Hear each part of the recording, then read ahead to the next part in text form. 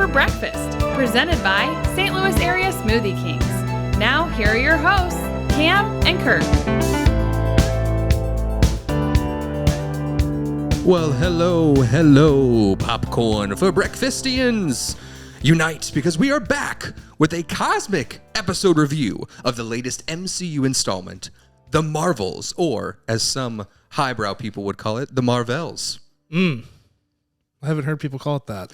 I have, but I am not one of the highbrow people. I am just confused at when they call it Marvels. I do think that bit that they do in the first movie about Marvel, or whatever, they like make a point out of acknowledging it, and I guess you kind of have to, because it's like one of those comic book things that's like really cheesy. Yes. It's bad. That bit doesn't land well. It is bad. Yeah. And it's probably the cheesiest moment of the first one. Yeah, I agree with that. And they should have just removed it. Yeah, they should have. You didn't even have to use that character name at all, because it's like pretty much irrelevant. There could be any number of reasons why she's called that. They could have had the little girl come up with a name for her. I mean, there's any number of reasons, but they did it, and I wish they hadn't. I really do. Lieutenant Trouble, if she had a line that made her Captain Marvel, could you imagine the through line that we could have had to this day? Exactly. Oh man, poor old opportunities. Teyonah Parris is like, why didn't they just fix it? They should have fixed it. They can retcon it. We'll see. Can you believe it's been almost 2 months since we've done a movie review? It's shocking, because it didn't feel like it until we looked at it, and we were like, what was the last review? Blue Beetle. How is that even possible? But sure enough, it was. Right. So here we are doing another superhero review, just as fate would have it. But don't worry, there's lots of movies down the line. If you're not a superhero person, that's totally okay. We've got lots of other fun stuff coming down the line, because Oscar season is just around the corner. Yes. Yeah, this should be, because of the recent news that the MCU is kind of pumping the brakes on theatrical releases. This should really be, we're going to do like a MCU, state of the MCU, before we go into that like break. Yeah. Like we like to do. But really after that, that's kind of it for a bit, which is going to be weird. I think it will be good. But yeah, I mean, this is really like, it's the third MCU tentpole of this year, because of Wakanda Forever and then Quantumania and now this. But this is wraps until, like July of next year. Right. Because we only have one MCU movie coming out in 2024, as it's been confirmed. Which one was it again, Cam? Deadpool 3. Deadpool 3. Everything else is pushed, which I think is a good move. You know what I hope for Deadpool 3? You know how we have all of these crazy moments, like Brie had a big theatrical event, right? You dressed up, you got your daughter, you went there, right? Same kind of thing for Taylor Swift and her movie. I feel like Deadpool 3 is going to be all in on everyone showing up as superheroes. Yeah, they have plenty of time to like get the marketing behind it, and they can create, the next Barbenheimer. Maybe we'll see. Can you and I go as Wolverine and Deadpool? Yes, as long as I can be. I think you need to be Wolverine. I mean, you've got the hair. I probably need to be Wolverine. You've got the height, the dark hair. The Wolverine is actually short in the comics. Oh, Hugh Jackman's not short. No, but Wolverine is. Yeah, that's one of the sticking points with the fandom among the character. But we'll figure something out. Perfect. Well, without further ado, let's dive into the Marvels. Let's figure out what's going on. We've got all of our superlatives to digest and dissect. And just a reminder, we are only going to pick the first thing out of our mouths. So if I'm going first today, and whatever I pick... well, okay. All right, then. That's right. That's fine. I've decided, because I don't have any backup notes if I don't go first. This is actually a compliment, because what you're saying is that you think of me as someone who's kind of like light on their feet. Someone who's a quick thinker. Yes. That's how I'm choosing to interpret it. That's exactly how I'm choosing. Think you. I appreciate that. Not to destroy whatever your true thoughts are on the movie. No, it's and all your good. True superlatives. I also think, as I was scoring it, I think he's going to pick the opposite things of me anyways. Ooh. So we'll see. We'll see if it all lays out. Yeah, I can't wait. You'll have to tell me once we get into your side of things. But I'm going first. Mm-hmm. The first superlative we're going to talk about is, and the Oscar goes to, where we pick our best actor of the film. And mine goes to Iman Vellani. Love it. She plays Kamala Khan, right? Yep, Kamala Khan. I always mix up the name because of our vice president. Like Kamala Harris. They're different pronunciations. That's hard. Yeah, they are different pronunciations. I didn't think about that. It's not fair. They both became huge at the same time in 2022. So here we are. Weird. Kamala Khan. She is such. You just said it wrong. Oh no. Kamala Khan. Go back. What is it? What is it again? Kamala Khan. Kamala Khan. Iman Vellani plays this character called Miss Marvel. And she's phenomenal. She just does such a good job. From her Disney Plus series, I thought that the first couple episodes of that series were well done, well structured, and then I thought it kind of fell apart. But from getting that character, that glimpse of that character, and getting it into a film perspective and concise storyline, I really thought it was a home run for her. This movie was all... Honestly, it should have been just called Miss Marvel because it was really her movie. She's got grounded humor, situational humor. She's got really unique acting choices and unique relationships per character, per actor that she comes across. She's like the new Peter Parker, honestly. What Tom Holland did for the MCU, they've kind of retconned that naivety into this character, and I think it works perfectly well. It's different enough that where you're not going to be like, well, I mean, the toxic people they'll say it's just Peter Parker again, but I really think that this is such a good direction to win the hearts of the MCU naysayers and fans back. So that's my win. Oscar, straight out to you, Iman Vellani. I hope we continue to see her story arc improve. I don't know how they can make it progress effectively, but I felt like from the beginning of this film to the end of it, it was a really perfect expression of what she's learning and learning who she is and who she is to other people. Yeah, I mean, you hit the nail on the head. I think she's exactly what this movie needed. And in a way, I feel like she's what the MCU needs right now in a lot of different ways. Great casting director, Sarah Halley Finn, who's been doing all the casting on every Marvel movie since the beginning of the MCU. Wow. Like she cast Robert Downey Jr. as Iron Man. So a lot of times when they go through this process, they have somebody in mind. With Miss Marvel, they had a clean slate and they were just like, let's open it up and have open casting. They do this for other roles too, but a lot of times they're thinking we want this person or these are the three we would consider, but not with this casting. And I'm kind of like, this is the case for doing that every time because she's, to your point, just phenomenal. She's great. The authenticity that she brings to the character is so believable because she is a Marvel fan. Yes. She was a Marvel fan. She still is. She's like constantly like clapping back at Kevin Feige about the like nuance and all the intricacies of the Marvel universe. So she plays this role so well because she knows it so well. But it's not just that. It's not that she's playing herself. It's that she understands the role very well. Mm-hmm. And they've created such a good role. Yes. You know, I think they've really like the style that they chose for that Miss Marvel show and the way that they've decided to go with her story is just brilliant. I think it's perfect. And you're right. She is the beating heartbeat of this movie, exactly what this movie needs, and she just provided it in every take. So that's a good pick. I would have picked her. Oh, I actually would have picked her. I thought you were going to pick someone else. Well, you thought I was going to pick who I'm going to pick, which is Brie Larson, because you know of my love for Brie Larson. I think she's unbelievably gifted. I think we were talking recently, like, if you stack up like the actors that are in the Marvel Cinematic Universe, she's right there. I mean, she's an Academy Award winner. Mm-hmm. The thing is, she has range too. She's got so much range. She can do so many other things.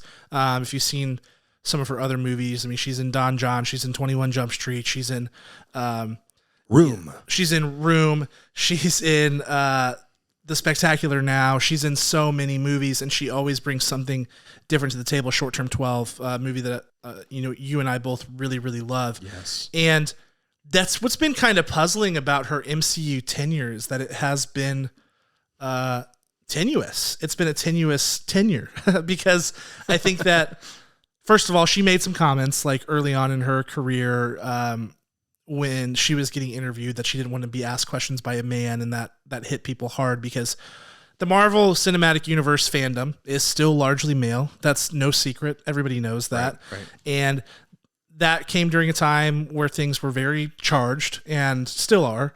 And so it rubbed people the wrong way. And I know that she just kind of has an ism that rubs some people the wrong way.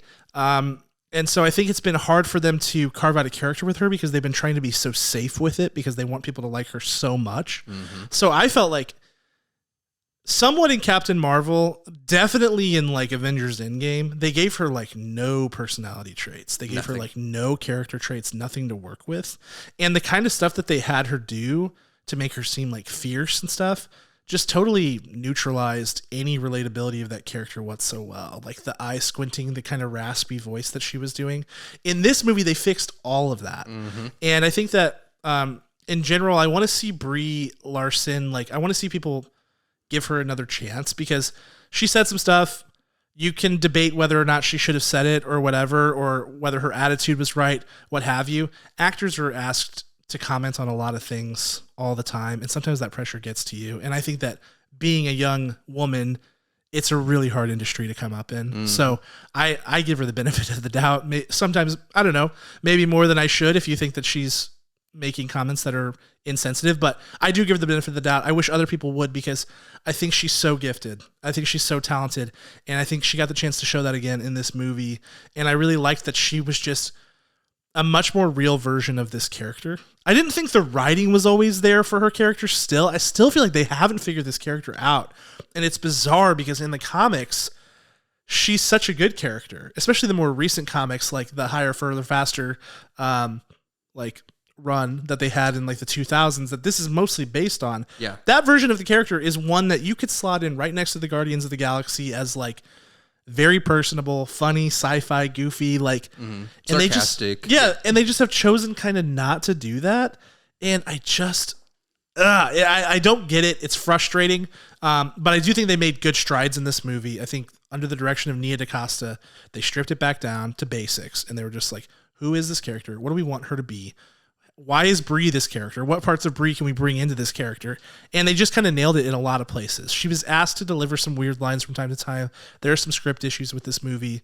I'm going on and on and on. But by and large, a much improved version of Captain Marvel and a much improved performance by Brie Larson, though I don't think her earlier performances were her fault. I do think this was a better performance because of all parties involved, and she got to show what she can do.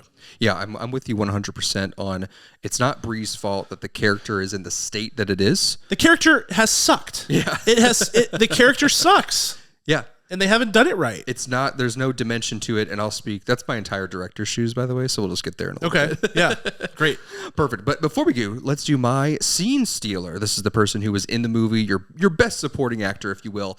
But I was going to pick Brie Larson, and now my whole plan take that. That's what you get. Fallen apart. So I'm going to have to wing this right now, but the next best choice, if it's not Brie Larson, it has to be Teyonah Parris. Teyonah Parris, she's fantastic.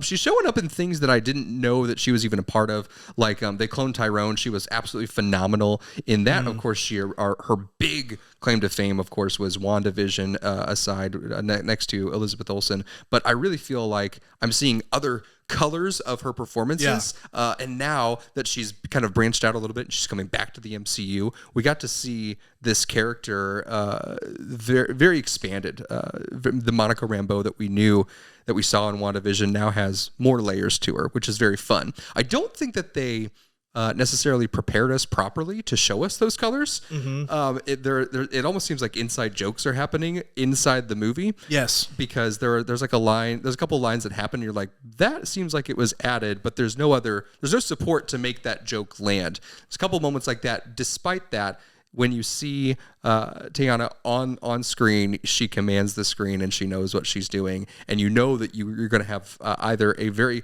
clear, poignant moment with her or a very laugh out loud comedic moment. Like, she can do it all. So I love seeing her kind of develop her powers a little bit more in this, though the way they describe her powers is not exactly how her powers are used. That's a flaw in the writing. Yep.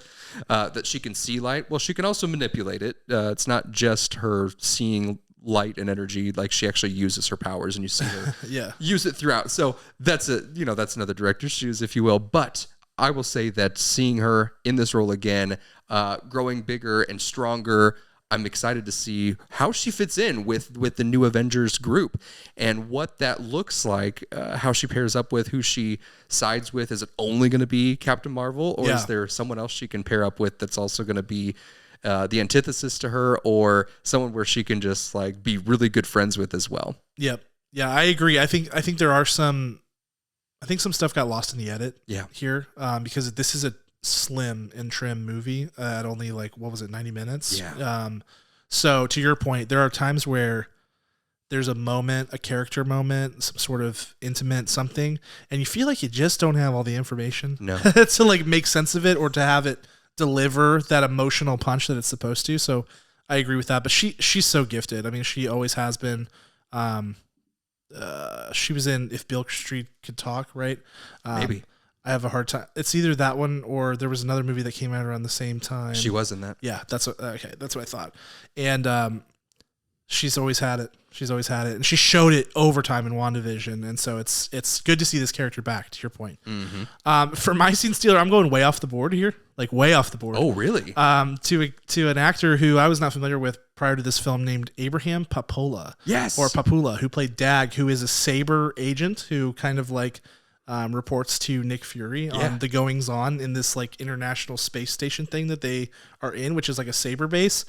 And talk about like, again, you know me and my sports analogies. If you watch this show, like talk about like knowing your role. Like this guy is not here to steal the show in any way, but he's got a specific purpose, a character purpose. There's a reason he plays a character called Dag. I don't even know that they ever mention his name. No. Who knows? But he's not doing too much with it. He's doing the exact right amount, and he adds to the believability of this film in such a significant way. I mean, like, this is our first exposure, really, to this agency, which is, we learn about it in WandaVision, but it's like a spin-off of S.H.I.E.L.D. It's called Saber. It's like the intergalactic, version of S.H.I.E.L.D. Mm-hmm. And he adds some real credibility to it, some real authenticity to this, and you're like, yeah, this feels like a government agency. This guy seems like, who they would have, like somebody who's got it under control. He's a scientist. He's, understands like the gravity of the situation. I just thought he did a really good job, and it's the kind of performance as scene stealer performances tend to be, where you're like, I got to look that guy up. Yeah. Well, what's his deal? I hope to see him again. Absolutely. I mean, you just see him, and he doesn't even have to speak yet, and you're like, I want to know everything about this man. Yeah. He is so compelling. He's got the coolest deep voice Great voice. Ever heard, and you don't know quite where he's from, which is also just like makes you lean in closer. It just like the bass in his voice just like blows you out of your seat as you're watching the movie. You're like, tell me more. And a great physical presence. I think to your point about not having to hear him speak, he's sitting there and he's holding the tablet. Yeah. And he's like, doop, doop, doop. And it's all so natural and it looks so real that you're like, that guy's a real agent of this thing. Like, yes. Whatever he's doing on there, there's probably nothing on there. It's all going to be added in post. But he's like, he's doing the thing, and you're like, yeah, that checks out. It's amazing, as if they plucked him straight from the International Space Station. Yeah, exactly. Things you've probably seen him in. He was in the failed Dark Tower TV movie, which is strange. He was in Cruella. He was in Morbius, also failed. He was in Cruella. Yeah. You're right. That's actually a really underrated movie. He was in Andor in 2 episodes, apparently. Oh. I mean, he's been around, and he's coming up in some great things, including the ballerina spinoff. Oh, let's go. Oh, dude. Yes. He could fit right into that like the continental John Wick universe so well, because he's like such a smooth operator. Yeah. I'm so here for that. Excellent choice. I was considering him, and home run Love with your choice. We're going to rate each other's picks now. That was a good pick. That was a bad pick. That pick was terrible. No. Let's go with Showstopper now. We're going to talk about our favorite moments, biggest production value moments, or maybe it's a through line, maybe it's a theme, maybe it's the writing, whatever it may be, our favorite parts of the film. And I have to say that my favorite Showstopper was an extended scene that all relates to the Flurkin. If you remember, in Captain Marvel, there was this cat that just kind of kept hanging around, and just became kind of a pet. It was Samuel L. Jackson. He was Gucci gooing, like, oh, little cat. His name was Goose. He's like, goosey, goosey, goo. And then we see that at the end of Captain Marvel, he starts eating people, and he's the reason that Nick Fury has an eye patch as well. He takes out his eye. Yes. Fantastic story. I love it. The whole concept. I absolutely loved it. People thought that him losing his eye from the Flurkin was a cop-out. I don't care who. I thought it was funny. Love it. Well, there's a big, very important Flurkin scene in this film that I can't spoil for you today, but you need to go see it. And you thought, like, what are they going to do to enhance the Flurkin, enhance Goose's scene in this film? Will he even be a side note? No, he is absolutely front and center, a giant plot point in this film, and you have to see it. It is something that is so on brand with the MCU that it will win the hearts and give your own personal score for this movie a big bump. If you're a big Guardians fan, which most people are, it's something akin to what the Guardians group would do with a scene in one of their films. And I thought it was absolutely perfect. I loved every execution point of it. Go see this. Hopefully it'll be online in a couple of months. Yeah, embrace the absurdity of the Flurkin, right? You know, like it's a purely comedic thing. Yeah. It's a cat that has giant tentacles that comes out of its mouth and eats things. In the comics, it's a purely comedic thing. The Flurkin is, actually the Guardians of the Galaxy in the comics with Captain Marvel that I was referencing earlier have an encounter with the Flurkin. And that bit that's in the first movie where Talos is like, that's a Flurkin, that's not a cat. Yeah. It's Rocket who does it in the comics. Yeah. So it totally plays. It's a great comedic through line. I like that pick a lot. My pick is the action montage in the first act of the movie, like the first 25 to 30 minutes of the movie. Rocks. And this movie is directed by Nia DaCosta, who is I really like her. She's newer on the scene. She directed a movie called Little Woods. She directed what I think is a really brilliant Candyman requel that came out. I can't remember if that was 2020 or 2021 or something like that. Loved it. It's one of my favorite movies over the last 5 years, like period, end of story. She's really talented. And in this montage, which, I was kind of eager to see, like she's directing an action movie. Like what's this going to look like? The choreography and the camera staging was awesome. Particularly, it's something we kind of became accustomed to through the fight sequences that were in Ms. Marvel. Yes, that some of them took place, or just her using her powers, like in the Khan residence. There's some really cool staging that goes on and some really cool camera work, and that was very much in place. And as you've seen in the trailers, this is not a spoiler. Their powers become entangled. And so that's like when somebody uses their powers, they switch places. And there's some really creative action beats that are based on that. Yes. Early on where they don't know that it's happening. And it all plays really well. It all looks beautiful. Marvel's been having some issues on the VFX front recently. This particular sequence, excellent. And just really is a great way to start off the film. It happens within like the first, like I said, like 25 to 30 minutes, and it just really sets the tone very nicely. So that's my showstopper. I love it. Well, let's flip this thing on its head and talk about director's shoes, things that could have been better, things we didn't like necessarily.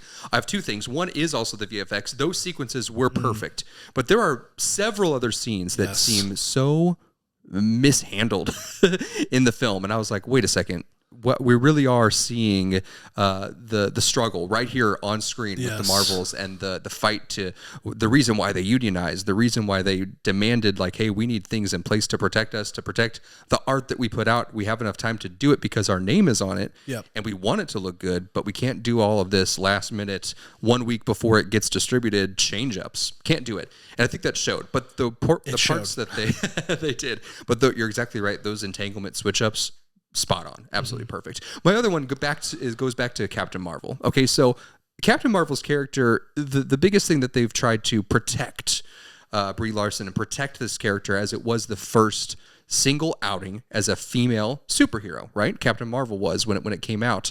They try to just play try to play feminism, or they try to play pro woman, which there's nothing wrong with that. However, as an actor, you cannot be feminism. That doesn't work. So when you're training as an actor, you learn verbs. So you might be able to, when you're with another actor, you're trying to persuade them to get what you want or what you need. So you could say, I'm going to persuade Cam to believe in me. I'm going to defend against Cameron from him attacking my take and my pick. I'm going to destroy him. But you cannot say, I'm going to feminism this character. Yeah. It doesn't work. However, using those actual verbs within the context of who Captain Marvel is, who Carol Danvers is, then you can create the character and create the full theme and strength of this character that you want.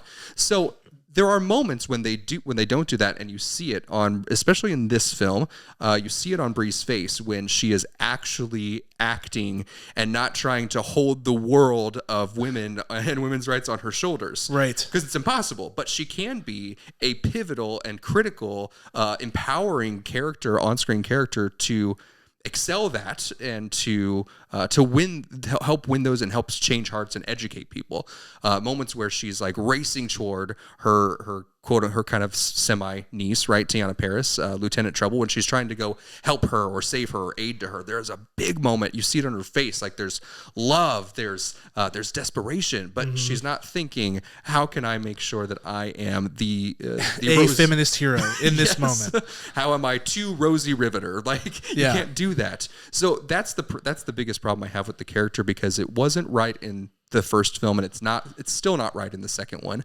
And I think that if they can listen to this podcast right here, they will make the changes. I hope that that's somewhere on their radar in their focus groups, that they can change it so that way they can actually have a fully formed character and get a home run on all the things that they're trying to do.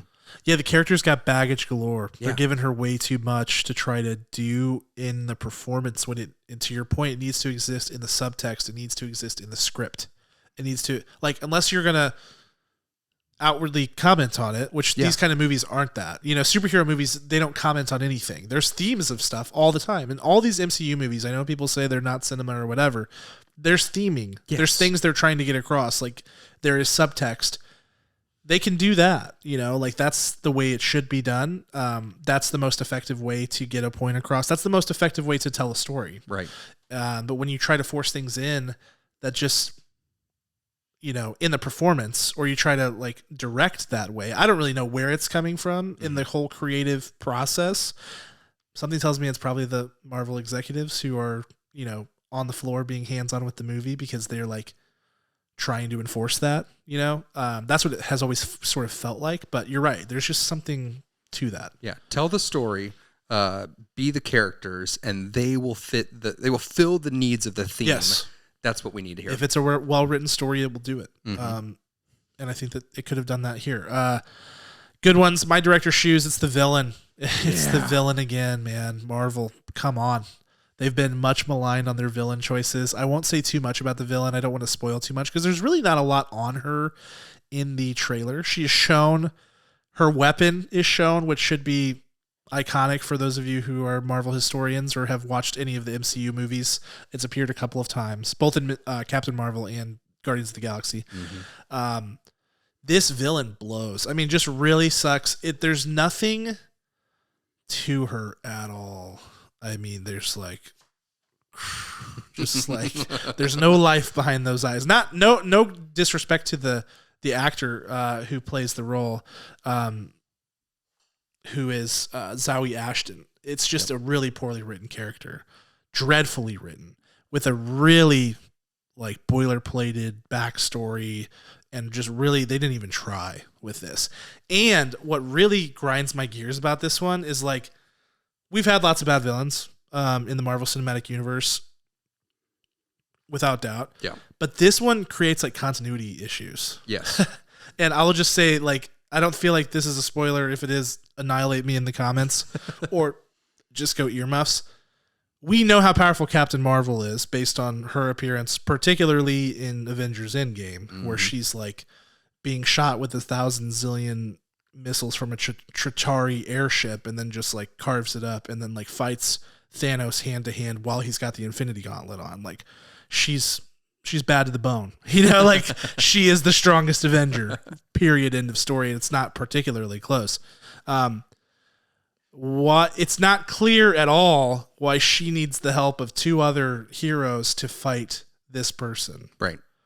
We're given no reason to believe why she's stronger. They try to explain it, but it doesn't add up. The math of it, because like we've seen her weapon before, and we've seen the other thing that enhances her powers before, and so it's like you're doing the math, and you're like, it's just, you know, it doesn't work. So that really irked me. Yeah. And so the villain's bad, but then the villain also like hurts the continuity, which is just bad. It is. It's just bad writing. It is. So Also, spoiler alert, the villain is married to Tom Hiddleston. yes, that's right. That blew my mind. Yes, I knew that.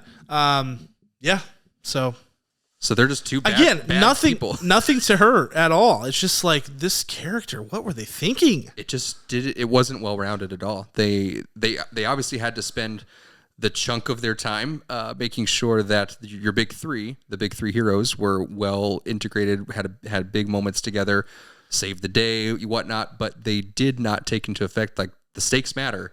You have to have a bad villain for the hero stuff to matter. Yes, exactly. And I couldn't believe, like, again, I said it was boilerplate. Like, I could not believe how overtly cliche and boilerplate this backstory was when they went into it. I could have scoffed out loud. Like, yeah. I was like, you're kidding. I was like, surely there's going to be some sort of left hook or twist to this. Nope. It's very clear. Just very straightforward. It's like, okay, well, I could have written that, and I'm not smart. So, like, come on, guys. Oh, man. Okay, well, you are smart, and let's talk about our final thoughts and scores. I hope that this film shows the haters of Captain Marvel that Captain Marvel was a good film because I enjoyed Captain Marvel over this one, but I still think that this is a good installment to the MCU as a whole. I don't think this can be discarded as Thor 2 or Thor 4. Sorry, Thor, even though he's my favorite superhero. I think that this film has bright spots. It has very bright spots, but they don't always get the continuity correct. That is through writing, that is through editing, that is through character development, and it just seems a little choppy for my liking. It does things in it that were shocking when we know that the world, it has all of its eyes on it. This had so many reshoots. Why wasn't this film another home run with all the things happening in the MCU? Maybe this is the turning point. There are some very exciting things that do happen in this to set up future Marvel projects, including some of the post-credit scenes. Maybe some of the most memorable post-credit scenes that we've seen in probably 15 projects since Marvel. So I would say that this film, my liking of it, not super high, but I do enjoy different bits and pieces of it. My score today is 5.9 out of 10 kernels. I cannot believe you just said that. That's the score that I had in my head. No, you did 5.9. not. Yeah, 5.9. So I'm going to stick with it. I'm not going to change it. Yep. Though I hate when we're the same, but I have to agree. I have to. I believe it in my heart to be true. I think this is a 5.9 movie. I think, and that's, we're going to go back and do some segments where we rescore some things because I've kind of changed my philosophy recently. And I think that I gave Quantumania a higher score than that, even though I think that it's probably a worse movie, but the third act is so good. That's the difference. Like in this movie, the first act is good and the other two acts are like not great. So it finishes strong, which is kind of like what Marvel has done over the years, is like they always find a way to finish a movie in a pleasing way. This movie didn't really finish very highly. The VFX stuff is notable. Once again, it's like Quantumania, where you're like, wow, I can't believe that made it into the final cut. That's unbelievable. Like they released this movie 2 theaters for people to pay for, and it looks bad. Pretty much anytime Teyonah Parris is involved with flying, sheesh. Yeah. Like there was a scene in particular where I was like adjusting my glasses, like surely. Did I step into a 3D theater and I forgot my glasses? It's like there's no way it looks that bad. It did. But yeah, there are good beats in this movie. There's some good set pieces. There are some wild set pieces that were like bold in all the wrong ways, in my opinion. I give them credit for trying, but it just like did not land. And the character and story stuff is what really drags this thing down. I think like there's some stuff about it that I really remember fondly, and I don't think it's like, I think it's rewatchable to a certain degree. I don't think it's unrewatchable. But the story and the characters make this like a very forgettable entry into the MCU and like a pretty inconsequential affair overall. So I think we saw the box office numbers were not good. I think part of that's unfair because I think that people just have a target on this character for the reasons that I talked about earlier. Whether it's fair or not, that's up to you to decide. I think it's slightly unfair. I think we should give him the benefit of the doubt. What have you. But this movie's forgettable. It's a 5.9. It's not any better than that. I'm leaving it there. Well, if you rely on our scores for your viewing, just know that, again, it is a rewatchable movie. Not like a ton, but also just know that we are completely in sync on this one. Shockingly. I was sitting there going, I hope he doesn't say 5.9 because I have been racking my brain because we saw this on Thursday, which is really nice that we're recording this on Sunday. It's really nice, this new format, that we have some days to kind of sit with it because the recency bias kind of fades. And that's why I feel like my scores are a little bit more clear. And this one was like, I couldn't shake 5.9. I was like, can't go to 6.1, can't go to 6. This is a 5.9. If I go lower, I think it's an insult. And it's so funny that you were in the same place. I think I must be a telepath because I hadn't picked my score yet. I'll be perfectly honest with you. So if you were screaming 5.9, yeah, I think it was. It must have just flown over there. That's funny. Incredible. Well, we are so thankful that you guys chose us to listen to our review of the Marvels. We've got lots more movies to review this year and forevermore. This is probably close to episode 300, but not quite there. Yeah, who knows? But we're excited to get there with you. If you like us, make sure you subscribe to us on YouTube, on TikTok. Those are coming back. We've got lots of blogs and vlogs on the way. Make sure you find us anywhere. Popcorn for breakfast. We appreciate you all. We will talk to you the next time for our next review. Peace.